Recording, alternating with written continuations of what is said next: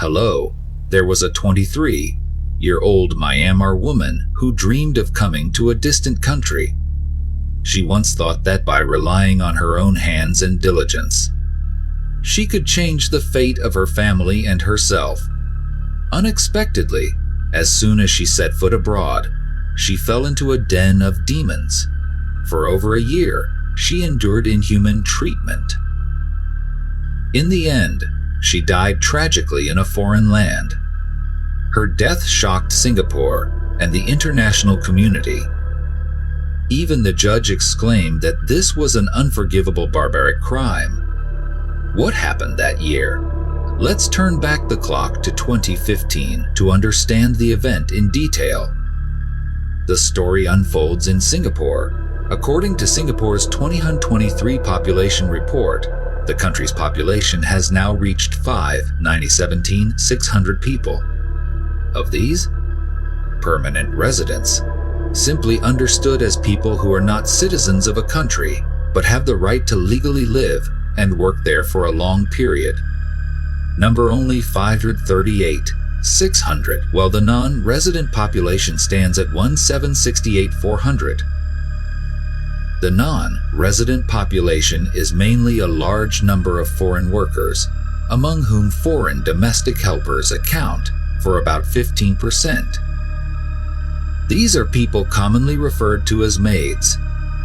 Foreign domestic helpers in Singapore mainly come from 3 countries: Indonesia, the Philippines, and Myanmar. Our story today begins with a Myanmar woman who carried dreams and prepared to leave for Singapore. Pia Ngai Don was a 23-year-old single mother. For a better life for her family, in 2015, she resolutely left her homeland alone to work in distant Singapore, hoping that her efforts could change the fate of her entire family. This decision was filled with difficulties and uncertainties, but she was still full of hope for the future. She was born in 1992 in a remote village in the Chin State, Myanmar. Both her parents were farmers. At that time, the economy of Myanmar was very difficult, and Chin State was one of the poorest states in Myanmar. Her village was in the mountains, and it took a 70-kilometer walk through muddy mountain paths to reach the nearest town. One can imagine how harsh life there was. For them, having enough to eat was the only desire. The family often had to go hungry, mainly because there were too many children in the family. Her parents had 11 children, and Pia Ngai Don was the third. The family's life was already extremely tough, and moreover, they continuously faced disasters. When she was 4 years old, her parents passed away one after another. The burden of providing food and clothes for the family fell on the shoulders of her very young siblings. Over the next 15 years, 5 of her younger brothers and sisters died, mainly due to hunger and disease. Although she had an opportunity to attend school, at the age of 15, Pia Ngai Don had to drop out to help with farm work because there were still many younger siblings needing care. After that, she was always busy with farm work.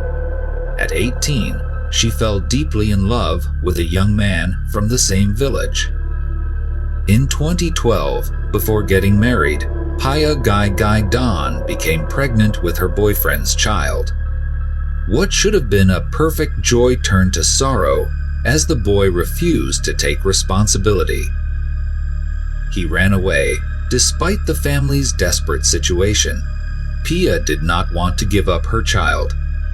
The following year, she gave birth to a healthy baby boy and became a single mother. Life for the mother and son was incredibly arduous. To earn money to support her child and family, she started doing odd jobs, carrying loads at construction sites near the town. It was extremely hard work with low pay, but given the harsh family conditions, she had no other choice. While working, she heard by chance that the wages in Singapore were very high, at least 3-4 times her current income monthly. Many Myanmar women went to Singapore to work as domestic helpers and had better lives. Pia, an uneducated woman who had never traveled far, decided to try her luck. She thought she could handle the duties of a domestic helper. Her plan was to work in Singapore for about 3 years, earning enough in 3 years to return to Myanmar, build a new house, and buy land. She discussed it with her siblings to have her sister take care of her son. The entire family supported her decision. After all, this was a way out. Once determined, Pia began preparing the necessary steps to go to Singapore. She was still 2 months shy of turning 23, not meeting the minimum age requirement for foreign domestic workers in Singapore at the time. So she had to pay a sum of money to have her birth date adjusted to appear older by 2 months. After securing a passport, Pia set off for Singapore in May 2015. To this country, much more developed than Myanmar, Pia found everything new and was filled with hope for the future. In Singapore, Pia underwent professional training, registration, and a series of other procedures before officially becoming a domestic helper, waiting to be hired, and she was quickly employed by a family. The employer was a 35-year-old housewife named Gaizateti Murugayan. This family had 2 children, a 4-year-old daughter and an infant son just a few months old. For Singaporean families like this, hiring a domestic helper is often the best option. In fact, before hiring Pia, they had already hired 4 helpers, but for some unclear reason, none of them stayed long. Pia was the 5th helper they hired. Gaizateti's apartment is located in the central area of Singapore. The building at 145 Bisan Road No. 11 is a 3-bedroom apartment, considered quite spacious in the densely populated city-state. Aside from Gaizateti and her 2 children, her 37-year-old husband Kevin Cho Van, a Singaporean policeman, and her 57-year-old mother Prima Nathainasamy also lived there. Furthermore, there were 2 other tenants living in the house. Including Pia, 8 people lived in the apartment. On May 28th, when Pia first stepped into the apartment, she knew that she might spend a year or even more living there. This would be her home in Singapore. Here, we need to add a bit of context. In Singapore, besides paying wages and buying insurance for the domestic helper, the employer has a crucial obligation to provide accommodation. This means the helper lives in the employer's house. It can be said that once you hire a helper, they become a member of your family. However, the living conditions for helpers are often not very good. In many cases, the space provided isn't even considered a proper room. Employers might offer a very small storage space, or simply set up a sleeping area. Considering the number of people living in Gaizateti's family, Pia's living conditions were clearly not promising. Her main duties were to take care of the 2 children, clean the house, cook, and do other miscellaneous tasks. Essentially, she did almost all the household work.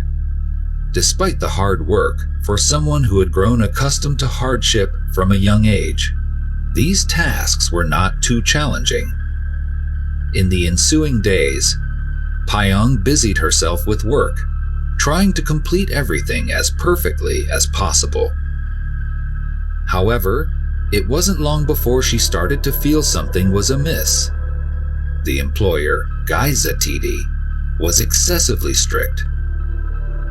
She had very high expectations, often complaining that Payong ate too much, worked too slowly, didn't clean properly, and so on. She almost never smiled. This made Payong feel somewhat depressed and unhappy, very different from what she had imagined. But since she came all the way here to earn money, she had to endure it. After all, no money is easy to earn. To avoid angering her employer, Payong worked even harder, trying not to leave any flaw that could get her scolded. But this seemed not to work much, as no matter how hard she tried, she still got scolded every day. More importantly, it wasn't just Gaizatidi but also her mother, Prima, who took part in strictly supervising and disciplining her. Initially, the mother and daughter only scolded her, but over time, their methods escalated. They even forbade Payong from using her phone and denied her any rest time, even on her 1 day off per week. Sometimes, to earn extra income, Payong reluctantly agreed to work overtime. She hoped to quickly save enough money and return home in glory. As time progressed to October, although Payong became more composed and obedient, almost following every instruction from her employer to the letter, the cruel reality was that Gaizatidi and her mother didn't restrain themselves, but rather took advantage of the situation. They went beyond verbal abuse and scolding to physically hitting her multiple times a day. Despite that, Payong endured it. This endurance stemmed from her childhood experiences. Her childhood was tough, full of hardships, making her accustomed to enduring suffering. However, her endurance only made Gaizatidi and her mother more brutal. They not only slapped and pulled her hair, but also punched and kicked her, sometimes using various tools to torture her. Once, they even pressed a hot iron against her hand. Besides physical attacks, Payong's life was strictly controlled. Each day, she was allowed only 5 hours of sleep. During the day, there was no rest. She ate leftovers and bread soaked in water, and even her bathroom breaks were restricted. Under the sickening torment of the mother and daughter, Payong became increasingly emaciated, and her mental state started to deteriorate. During a health check up in October, the doctor found numerous scars on Payong's body. Gaizatidi explained that the maid often worked clumsily and fell many times, leading to her injuries. Gaizatidi's husband, Kevin, also reported that the maid had many issues, but when authorities suggested changing the maid, he refused. Additionally, Payong herself did not report what she was enduring to the agency. As a result, the matter was overlooked, and she missed the best opportunity to escape her torment. Time passed until July 26, 2016, marking the 14th month since Payong began working for this family. Early that morning, at 7:30 a.m., Gaizatidi found Payong unconscious on the floor, unable to get up to work. She angrily shook Payong strongly, but got no response.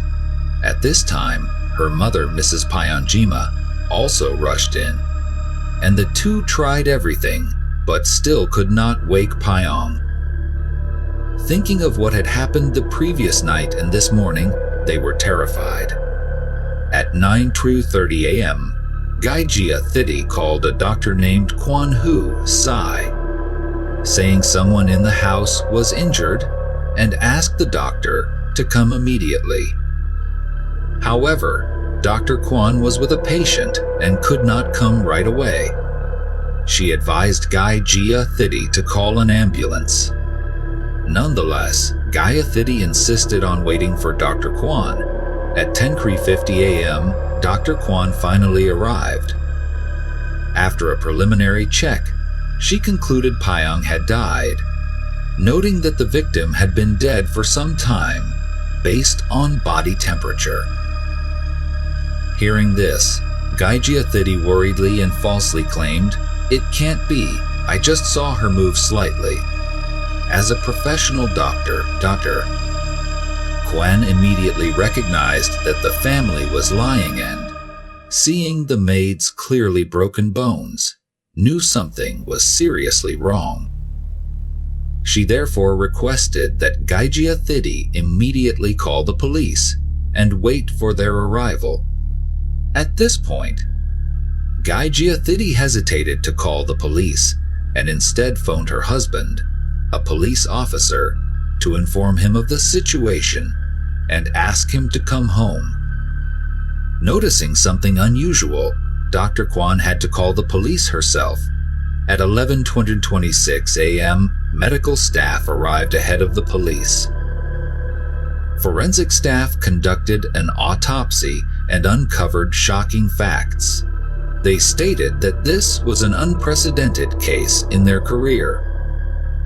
The victim, Pyong, aged 24, had clearly broken bones and a body weight of only 24 kwaig, appearing emaciated and severely malnourished. Such a weight would make survival difficult, even for a normal person, let alone someone frequently doing house chores. According to her health check records, when she first arrived at the master's house on May 28, 2015, she weighed 39 kg. Thus, her weight had dropped by 38% in just 14 months. Furthermore, her body was covered in wounds, with at least 31 new injuries and 47 old ones. She had iron burns on her right arm, nearly her entire neck was bruised, and her hyoid bone was broken. The cause of death was asphyxiation due to severe neck trauma. From the autopsy results, it was evident that Pyong had endured brutal torture over an extended period before her death. The prime suspect was the homeowner, Gayatri. Police immediately arrested Gayatri and her mother. Her husband, Kevin, a police officer, was also arrested several days later. Prosecutors charged Gayatri and her mother with first-degree murder. As for Kevin, despite having an alibi at the time of the crime, he could not avoid involvement given the long-term abuse Pyong suffered. Thus, he faced charges of severe injury and was suspended from duty. Due to the lack of witnesses inside the house and the defendant's consistent denial of abusing the maid, the investigation faced significant challenges. However, an unexpected turn occurred after the case made headlines in Singapore. A Singaporean citizen, upon seeing the news, promptly provided crucial evidence to the police: a hard drive from surveillance cameras. This hard drive revealed the cruel truth hidden for so long. It turned out that Kevin, the police officer husband, had installed multiple surveillance cameras in the house. While the initial intent might have been to monitor the maid and children, these eventually became the clearest evidence. During the inspection of the surveillance hard drive, another notable detail emerged. Kevin initially testified to the police that he had removed the cameras at the tenant's request in early 2016. However, after investigation, it was determined that the cameras were removed only after the incident occurred. He feared these pieces of evidence would be detrimental to his wife and mother-in-law, so he intentionally destroyed them. Because of this action, Kevin also faces charges of perjury and evidence destruction. After inspection, the police determined the hard drive recorded images from June 21, 2016 to July 26. Upon thoroughly examining the contents inside, people couldn't help but be shocked and outraged witnessing the intolerable brutal acts recorded therein. Due to the horrific brutality of the acts captured on the surveillance camera, I cannot delve into detailed descriptions, but will highlight some notable recorded dates. On the evening of June 21 at 9:58 p.m., for some unknown reason, Gaigia Thidi suddenly took a cold water jug from the fridge and poured it over Pian's head. On the morning of June 24 at 7:51 a.m., when Pian was ironing clothes, Gaigia Thidi unexpectedly approached, knocked her on the head, and walked away. Immediately afterward, she returned, grabbed the hot iron, and pressed it against Pian's forehead. Not stopping there, she also pressed this object against the victim's right arm. In the afternoon of July 13 at 4:30 p.m., believing that the kitchen and kitchen floor tiles were not cleaned properly, Gaigia Thidi dragged Pian into the kitchen. She then cursed, slapped, and punched Pian in the stomach. Early in the morning of July 15 at 20:26 a.m., Gaigia Thidi dragged Pian next to a window and tied her to the window bars. Despite the victim's desperate pleas, Gaigia Thidi did not care and only untied her at 5:41 a.m. the next morning. In fact, from July 15 to July 26, the day she miscarried, for 12 consecutive nights, Pian was tied to the window bars, sleeping on the cold floor. Occasionally, Gaigia Thidi cruelly cold water over her. Moreover, through 35 days of surveillance camera footage, it became evident that Pian was never properly fed. Each day, she was only given water, soaked bread, or a small amount of leftover food. That's why she became frighteningly thin. Deprived of sleep and sufficient food, while being forced to work continuously, Pian's condition became incredibly dire, leading to physical exhaustion and mental turmoil. In that state, a fatal blow occurred. Around 11:40 p.m. on July 25, when Pian was washing clothes, Gaigia Thidi deemed her work too slow, so she rushed in, beating and kicking her, yanking her hair. The violent attack caused Pian to stagger at the restroom door. Gaigia Thidi did not stop, continuing to strike her head, causing her to collapse on the floor. Even after struggling for a while, Pian could not stand up, still not stopping. Gaigia Thidi believed Pian was feigning unconsciousness to avoid work and called for her mother. Both mother and daughter took the cold water hose in the bathroom and drenched Pian. After pouring water, they dragged her into the room, kicked her in the stomach, and forced her to sleep in wet clothes on the floor, her hands still tied to the window bars. At this point, Pian was extremely exhausted, only pleading, "Please give me something to eat. I'm so hungry." However, even such a simple request was heartlessly denied. At 1:11 a.m. on July 26, suddenly, Gaigia Thidi approached Pian, kicked her in the stomach, reminding her not to oversleep past the alarm. At 4:57 a.m., Gaigia Thidi woke up as usual, calling Pian repeatedly without getting a response. Then she became furious. Besides punching and kicking, she stomped on Pian's head and neck, yanked her hair backward, and attacked her collar. Forensic doctors indicated that the victim's spine was broken at this moment, and she ultimately died from suffocation. After torturing Pian so brutally and getting no response, Gai Jayathidi, and her mother finally realized something was wrong. However, they still didn't choose to save her but continued to pour cold water on Pian. When she still didn't wake, they ignored her and returned to sleep. Early that morning, Kevin also saw Pian. Perhaps he was used to this scene, so he didn't pay much attention and went to work as usual. Later, as mentioned, Gai Jayathidi called a doctor. After reviewing the surveillance footage and calculating based on each abusive act, Gai Jayathidi faces at least 115 charges, most for abuse and causing injury. However, prosecutors decided to pursue only 28 charges, considering the remaining 87 during the proceedings. Typically, with such clear evidence, the trial should be quite straightforward, ensuring just punishment.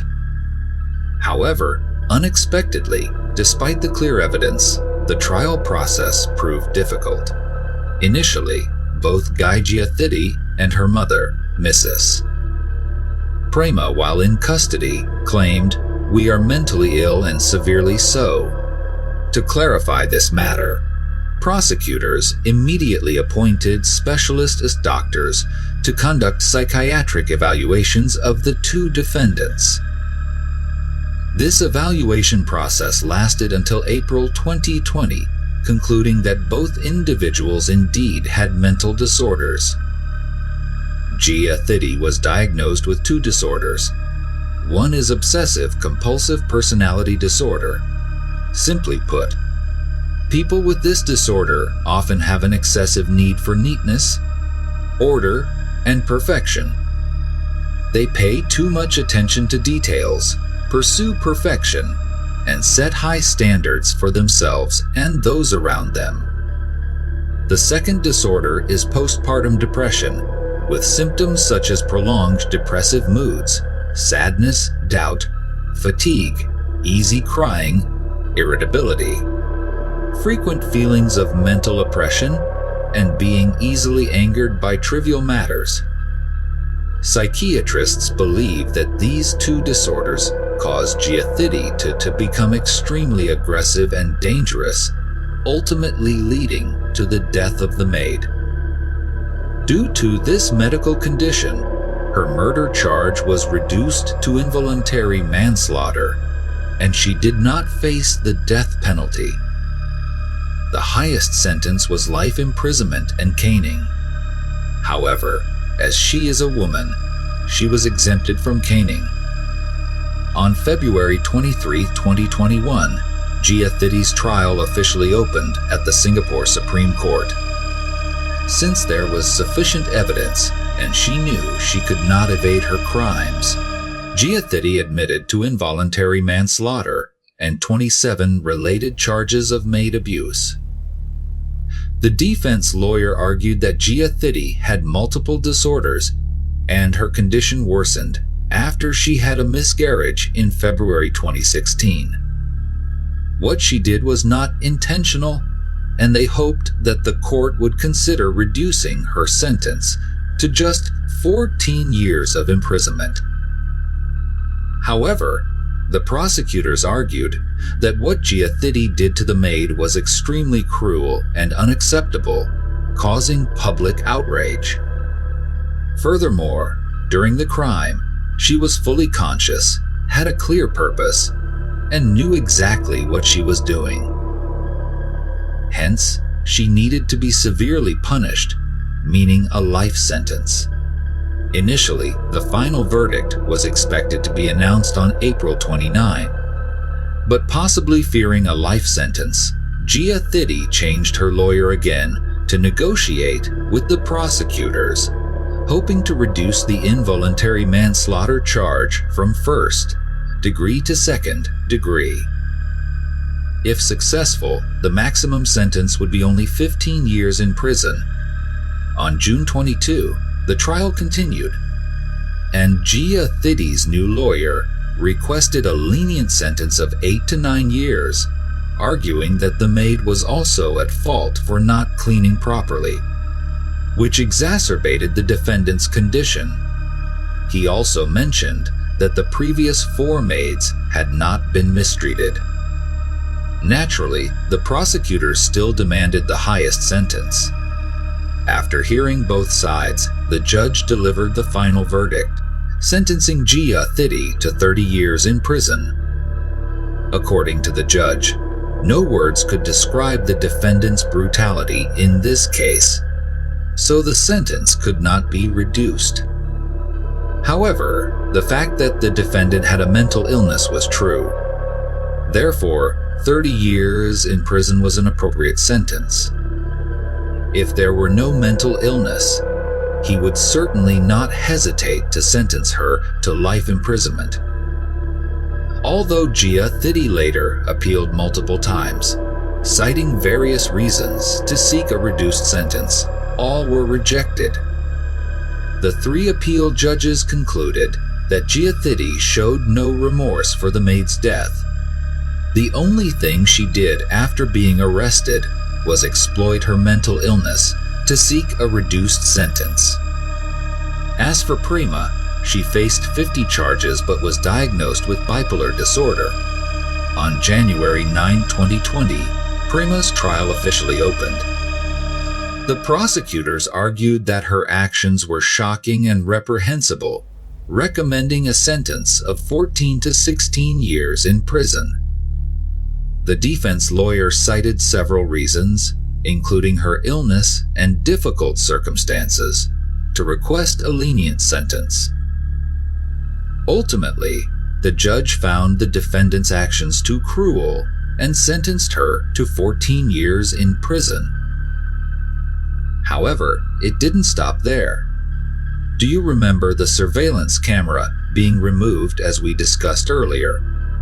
After investigation, the police found that Prima had ordered Kevin to remove the camera and hand the hard drive to her son for safekeeping. Fearing a police search, her son gave the hard drive to a friend. This friend chose to hand over the hard drive to the police, thereby exposing the truth.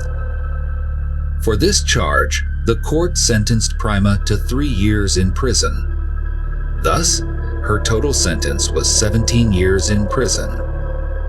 Lastly, about the husband Kevin, although he did not directly assault the maid, he clearly knew everything that was happening in the house. Occasionally, he would watch but never stopped his wife. However, Pia Ngai, or more precisely, his wife, after the incident in 2020, Kevin decided to divorce. Kevin had also acted against Pia, but this statement contradicted Prima's testimony. Kevin has to face 5 charges, including perjury, destruction of evidence, and intentional injury. However, for some unknown reason, his trial has yet to conclude. After the case was exposed, the people of Singapore were outraged by this family's behavior and expressed deep sympathy for Pia. Therefore, the Singapore Economic Migrant Organization launched a fundraising campaign. In just 6 days, the amount raised reached 200,000 in Singapore dollars, approximately 3.8 billion Vietnamese dong at the current exchange rate. However, the fundraising campaign was quickly halted. The organization stated that all the donated funds would be transferred to Pia's family.